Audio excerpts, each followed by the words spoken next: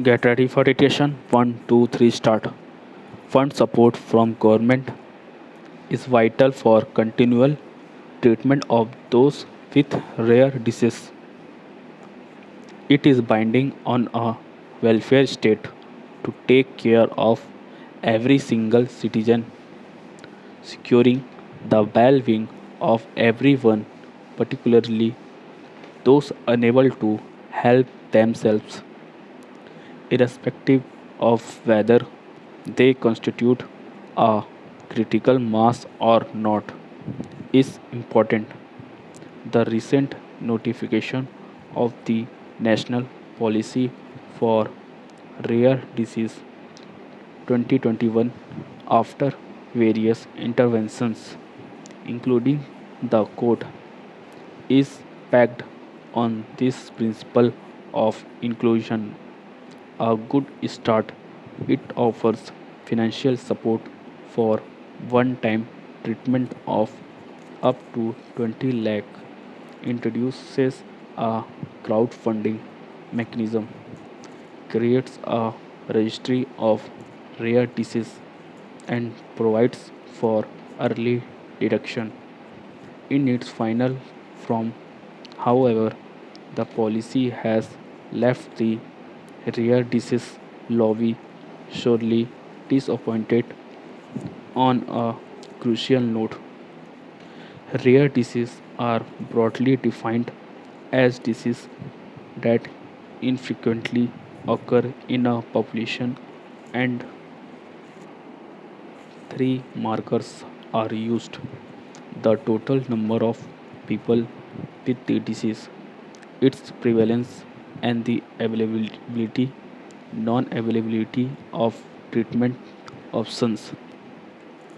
WHO defines rare disease as having a frequency of less than 6.5 to 10%, 10,000 people.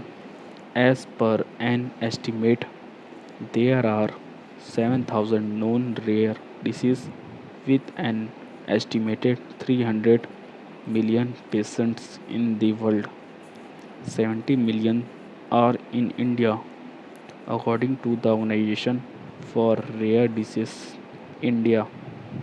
These include inherited cancers, autoimmune disorders, congenital malformations, hair springs disease, Gaucher disease, cystic fibrosis, muscular dystrophies, and lysosomal storage disorders. Much of the effort in this sector from the medical side has been to evolve formal definitions in the hope that it would support the development of and commercialization of drugs for treatment and improve funding for research on rare disease. Patient support groups have worked towards drumming up funding assistance for the treatment, one time or continual.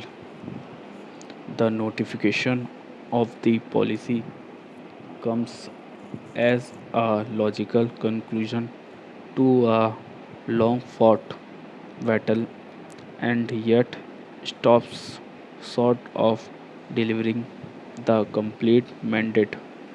As per the policy, disease,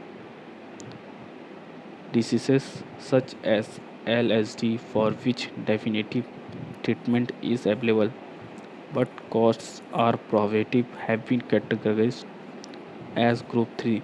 However, no funding has been allocated for the immediate and lifelong treatment needs for therapies already approved by the Drugs Controller General of India. Experts point out that the costs to help already diagnosed patients might be in the range of 80 to 100 crore annually. If the center can extend the cost sharing agreements that it has worked out with Kerala, Tamil Nadu, and Karnataka, with other states too. Its share of the annual cost will be halved.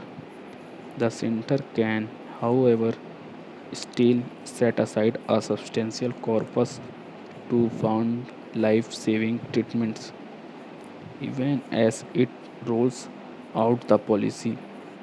Doing so will not only complete a job well begun, even if not yet half done, but also cement its commitment towards the welfare of every single citizen in India.